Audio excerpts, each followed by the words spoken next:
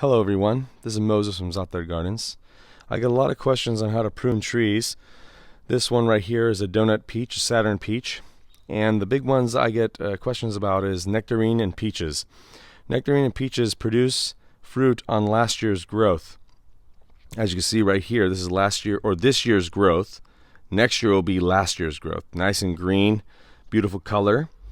This is old growth right here. So this is something I would prune off, but you'll see at the end it's new growth. So this will produce fruit most likely. But the problem with this is if it produces fruit at the tip, it will weigh down this whole thing and may break that branch. And I can't prune down. If this produces at the tip, I can prune all the way down and keep fruit towards the base next to the main branch, so it won't weigh the branch down and break the branch. So that's a good tip to think about for next year. Happy gardening, everyone.